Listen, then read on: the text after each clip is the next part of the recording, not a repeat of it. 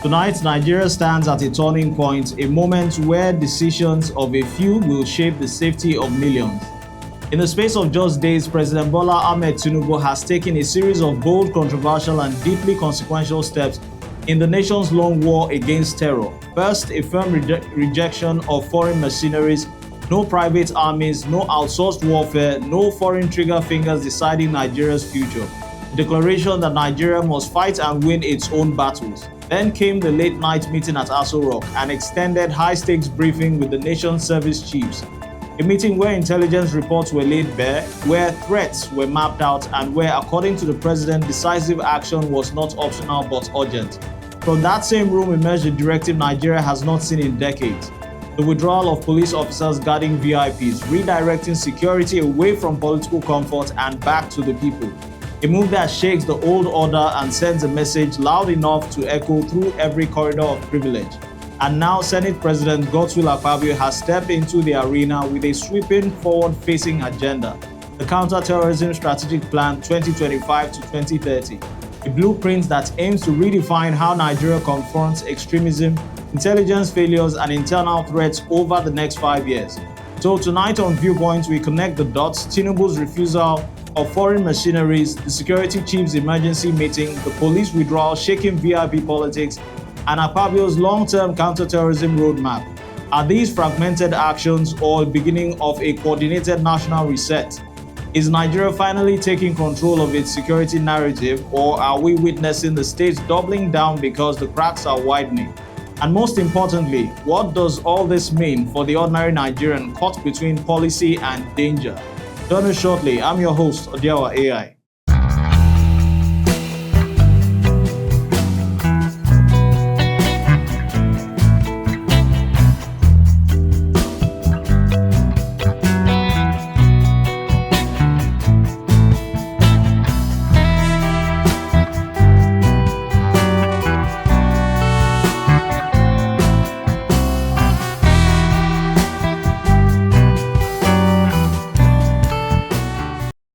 You're welcome back. Tonight, in a nation battling for its soul, new decisions are being made at the highest levels of power. Decisions may redefine the future of Nigerian security, African diplomacy, and the very sovereignty of the state. President Bola Ahmed Tinubu has rejected the deployment of foreign mercenaries in Nigeria's war against terror. A strong stance, a controversial stance, and a stance that raises critical questions about capability, ownership, and the future of African security. Back home, behind tightly shut doors in Abuja, the president met with Nigeria's top security chiefs, a meeting described as extended, urgent, and decisive. From redeploying police officers guarding VIPs to the recruitment of 30,000 new officers, to threats that anyone challenging Nigeria's sovereignty will face the full force of the law. Tonight on Viewpoint, we dig beneath the headlines, beyond the rhetorics, and into the political undercurrents shaping Nigeria's most difficult battle. To begin with, at the 7th AU and EU Summit in Luanda, Nigeria made a declaration that sent a ripple across the continent. No mercenaries, no private military contractors, no outsourcing of Nigeria's internal battles. Now, for a continent where private armies, from Wagner to executive outcomes, and regional outfits have become the shadow players in conflicts, Nigeria's position is a loud rejection of what now is becoming an African trend. Tinubu's message, conveyed through Vice President Kashim Shettima, was sharp. He said, and I quote, "We stand resolutely against the use of private military and security companies in African conflicts.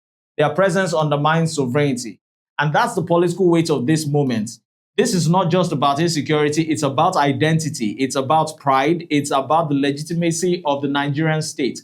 Because when a government hires mercenaries, the world sees something else: a struggling state, number one, a weakened military, and lastly, a state overwhelmed with command structure. Now, Tinubu is saying we are not that type of country. But here is the question: can Nigeria truly fight this battle alone? Let's look at the numbers. Nigeria has over 923,000 square kilometers of territory, over 200 million people, multiple armed groups from Boko Haram, ISWAP, bandits, unknown gunmen, oil thieves in the bunkry, and organized crime networks. The Nigerian army has roughly 223,000 personnel and the police force about 371,000. But the real field active numbers are far way lower. So while sovereignty remains sacred and real question is capacity here, Tinubu's rejection of mercenaries is admirable, but does the state have the structure, the manpower, the logistics, and intelligence capabilities to win without aid, foreign aid in particular? And is the decision rooted in principle or political optics? Because sovereignty sounds powerful on paper, but in practice, it's quite expensive, it's quite exhausting and unforgiving. Tinubu's position wasn't just about Nigeria, it was a warning to the entire continent. From Mali to Sudan, private armies have filled security vacuums and reshaped political realities, often turning conflict zones into geopolitical chessboards. Tinubu's fear, and rightly so, are that relying on mercenaries weakens national institutions, complicates peace processes, reduces accountability, and makes African conflicts a marketplace for global interest. This is why he emphasized African-led solutions, the multinational joint task force in the Lake Chad Basin, an African success story. Nigeria's sea lift agreement with the AU standby force, a step towards collective readiness. Tinubu is fighting on two fronts, terrorism and sovereignty. Then came the diplomatic hit, Tinubu's call for permanent African seats on the UN Security Council, veto power included. This is not new, but coming from Nigeria at this moment, it hits differently. A continent with 54 countries, zero permanent seats, zero veto power. How can global security decisions be made without Africa on the seat? Tinubu's message to the EU was clear. If you want stable partnerships, support Africa's political inclusion, globally speaking. Back home, Abuja went into a full lockdown mode. Tinubu summoned the chiefs of defense staff, the army chief, the chief of air staff, and the IGP, and the DG to the DSS for an emergency security briefing. Now, according to the president, he said, and I quote, "We are taking decisive actions to stabilize affected areas. Those threatening Nigeria's peace will face the full weight of the law." But the biggest news was not the meeting itself. It was the withdrawal of the police officers from VIPs. Now, for decades, thousands of officers paid by taxpayers have been guarding individuals whose security need not to be served under national security priorities. Tinubu is ending that era. VIPs will now rely on the NSCDC for armed escorts, while the police are redirected back to the people they were trained to protect. This is not just policy shift here, it is a political message. Security is no longer for the highest bidder. That's what it's explanatory saying. And with 30,000 new police recruits soon hitting the field, Tinubu is trying to rebuild the credibility of Nigeria's internal security architecture. But whether it will work is the question here. Let's be honest, these moves are not happening in a vacuum. Tinubu is under pressure as we speak. Pressure from rising insecurity in the northwest and the north central, unrest in the southeast, kidnappings, communal violence, cross-border crimes, and a regional environment destabilized by coups. By rejecting mercenaries and emphasizing government-led forces, Tinubu is signaling that the state is still in charge. But this also puts the burden squarely on him. If the security improves, he claims the victory. If the security worsens, he owns the failure. This is some high-stakes gamble as we speak. He also addressed irregular migration, warning that criminalizing movements only drives desperate Africans into the hands of traffickers and warlords. He proposed structured labor mobility within Europe, or with Europe rather, a system that could turn frustration into productivity. This ties back to insecurity. When thousands of young people have no opportunities, instability likewise grows. Tinubu is trying to reframe migration not as a crime, but as an economic opportunity. But will Europe listen? So we return to the fundamental question. Can Nigeria, with its overstressed security forces, its complex terrain, its political divisions, win the war on terror without external military aid? Tinubu believes yes. History suggests probably maybe. Reality says it might take a long fight. But sovereignty matters, pride matters, and control matters. And perhaps by rejecting the mercenaries, Tinubu is forcing Nigeria to build the military it has always needed. Nigeria is making choices that will echo far beyond the battlefields of Borno, Zamfara, Plateau, and Niger states. Turning away foreign guns, reorganizing national security, strengthening regional alliances, demanding respect on the global stage. But every choice has a cost and every policy has consequences. When we return, we dive into one of the most consequential security shakeups, Nigeria has actually seen in years. President Tinubu has ordered the withdrawal of police officers guarding VIPs, and Senate President Akpabio has now unveiled the Counter-Terrorism Strategic Plan 2025 to 2030, a blueprint that could redefine how Nigeria fights terror for the next decade. What does this mean for power, policing, and national security? Join us shortly.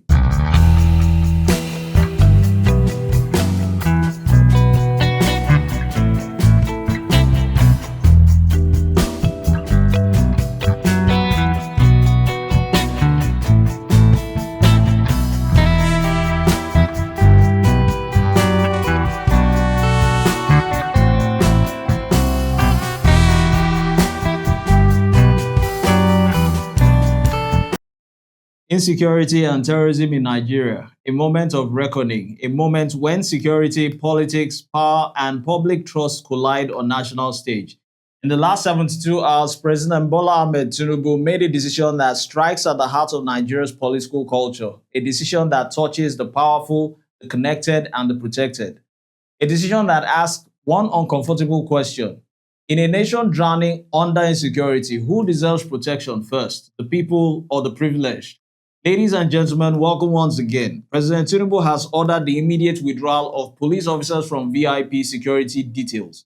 Yes, for decades, policing in Nigeria has been turned upside down, with thousands of officers deployed to guard private individuals, billionaires, politicians, power brokers, while rural communities, villages, and even an entire local government are lacking police officers. They are all left deserted.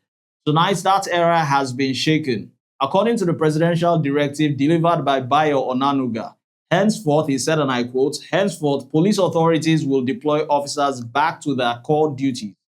Now, taking a pause here, core duties, protecting Nigerians, not escorting convoys, not opening house gates for private individuals, not standing at private events with rifles or AK-47s or 9mm, just to mention a few. This new directive means VIPs who need bodyguards must now turn to the National or Nigeria Security and Civil Defense Corps, while the police return to the streets, the towns, and the checkpoints, the marketplaces where innocent Nigerians face violent threats daily. Why this move? Because Nigeria's policing numbers are drastically collapsing under pressure. United Nations recommends one police officer to 450 citizens. For Nigeria, some estimates put as 1 to over 1,000, sometimes 1 to 1,500 in particularly remote areas. In some communities, the only functioning police station has 2 officers only. The president's decision comes from a high-level emergency meeting with the Chief of Army Staff, the Chief of Air Staff, Inspector General of Police, and the DG of the DSS.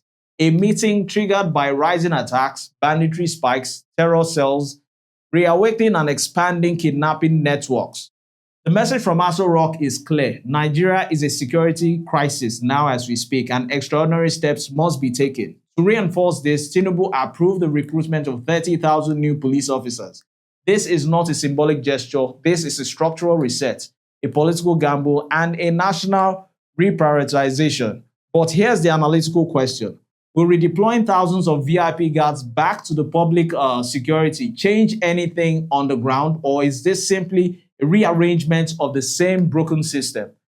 The directive doesn't just affect policing, it shakes the country's elite culture. Ministers, governors, influential businessmen, political godfathers, and the list goes on. They are all used to having police escorts as a default benefit, not a privilege they must request. So politically speaking, this is Tinubu telling the elite, we are in a national emergency and the old rules no longer apply. This is quite a bold move, and like every bold move, it comes with its own consequences. Some VIPs will actually resist, some will quietly lobby for exceptions, some will cry foul, but many Nigerians, ordinary citizens at that, will see this as justice served. For one, the people come first. Critics will now begin to ask, will VIP simply move to the NSCDC and recreate the same privilege imbalance?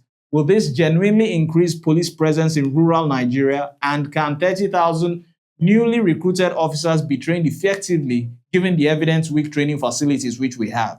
Remember, part of the directive includes collaboration with the state governments to upgrade police training facilities nationwide. If implemented properly, this may become the single most important security reform in Nigeria attempted ever since 1999. But if handled poorly, it becomes another announcement swallowed by the system. Now, while the president was taking immediate action, something else equally powerful unfolded in Abuja. Senate President Godswill Akpabio unveiled the Counter-Terrorism Strategic Plan 2025 to 2030, a 5-year national roadmap drafted by the Office of the National Security Advisor. This is no ordinary policy document. This is Nigeria attempting to rebuild its security system architecture from the ground up. In Akpabio's words, this is not just another policy. It is a moment where Nigeria reaffirms that our people deserve to live without fear. The plan addresses intelligence modernization, interagency coordination, long-term planning over firefighting, technological upgrades, community-led security, regional partnerships, counter-extremism programs, cyber intelligence, and the controversial but necessary issue of national resilience. Akpabio said something quite profound. Every generation faces a question history demands it must answer. For us, the question is simple. How do we secure the nation Nigeria? Frankly speaking, he's right, but insecurity has touched every corner of Nigeria. When investors flee, communities are empty, farmers run, teachers stop going to school, a country begins to lose its future. And Akpabio warned that laws alone cannot secure Nigeria, emphasizing training, technology, strategy, and long-term vision. National Security Advisor Nuhu Ribadu went further, stating the plan is built on research, interagency consultation, global best practices, international partnerships, and a bold ambition to make the National Counter-Terrorism Center a regional hub for West Africa and the Sahel states. If Tinubu's police reforms represents the immediate battle, Akpabio's plan represents the long-term battle. When you put these two side by side, developmentally speaking, Tinubu's police redeployment and Akpabio's counterterrorism plan, the bigger picture becomes clear. Nigeria is attempting to shake off the reactive governance and the shift into strategic security planning. For years, Nigeria's security architecture has been fragmented. Too many agencies working in silos, too many gaps between intelligence and action, too many dependence on foreign partners, too much firefighting instead of prevention. Now we're seeing a double movement. Tinubu is strengthening the front lines, boots, presence, manpower, policing power also. Akpabio on the other side is strengthening the long-term blueprints, intelligence, strategy, and modernization. Whether this will work depends on one thing: implementation. The graveyard of Nigeria's policy is filled with beautiful documents that never became reality.